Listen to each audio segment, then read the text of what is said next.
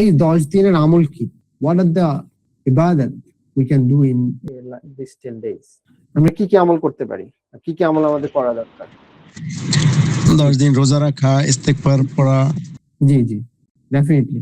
আর কি করতে পারি? একটা স্পেশাল আমল আছে, সেটা বলবেন, যেটা আমরা আসলে রোজা রাখি বা আমরা ইস্তেগফার করি 10 দিনের বাইরেও করি, বা এখানে আমরা বেশি বেশি করব। একটা স্পেশাল একটা আমল আছে, যেটা 10 জিলহজের রাত আসার আগে, ফার্স্ট অফ জিলহজ আসার আগে আমাদের কাজটা করতে হয়, যারা কোরবানি দিবেন। আমি প্রশ্নটা রাখছি যাতে আপনারা মনে রাখতে পারেন।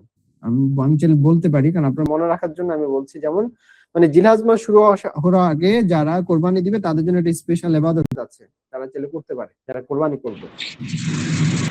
যারা চুল দাড়ি নখ কাটবে না।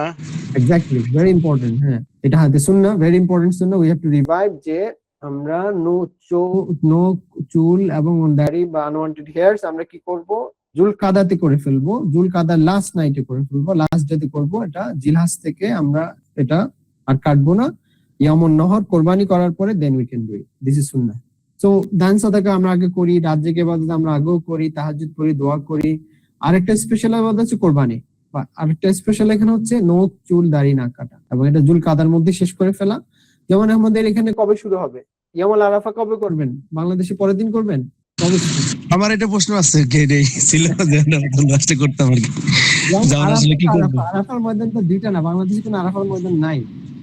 আর খিলাফা হলে তো একটাই হবে, মানে ঈদের দিনও একটা হতো, তাই না?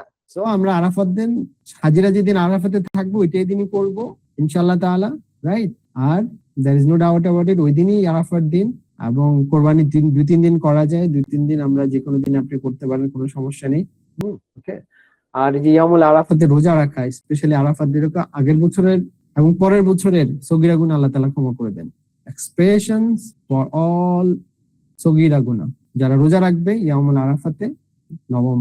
এটা হবে কত তারিখ হবে? সম্ভবত আমরা 18 তারিখে চুল নখ, যেটা আমরা এটা 18 তারিখে শুরু হচ্ছে, মানে 18ই মে, রাইট? সো আমরা 17 মে এর মধ্যে আমরা এটা করে ফেলবো। তো 18 মে থেকে আমরা ইনশাআল্লাহ কোরবানির জন্য প্রিপারেশন, এবং কোরবানি করার পরে আমরা চুল নখ দাড়ি এগুলো আমরা কাটবো, রাইট?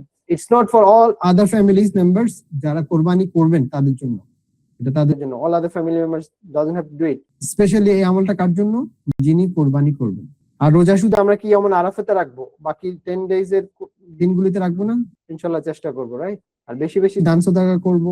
রাত জেগে ইবাদত আমরা আগে 2 রাকাত পড়তাম, একটু বেশি পড়ার চেষ্টা করবো ইনশাআল্লাহ তাআলা। অ্যাটলিস্ট 2 রাকাত শেষ রাতে, বা শেষ রাতে না উঠতে পারলে ঘুমাতে যাওয়ার আগে, বিতের পড়ার আগে আমরা পড়তে পারি ইনশাআল্লাহ তাআলা। যে যখন দিন ছোট, রাত ছোট, অনেক সময় আপনি যদি বিতের পরে না ঘুমান, সেক্ষেত্রে কিন্তু 4টা বাজে উঠতে হয়, অনেক সময় কঠিন হয়ে যায়। তো যারা পারেন তা আলহামদুলিল্লাহ, যারা পারবেন না আপনি ঘুমানোর আগে বিতির পরে নিতে পারেন, তাহাজ্জুদ পরে নিতে পারেন ইনশাআল্লাহ তাআলা।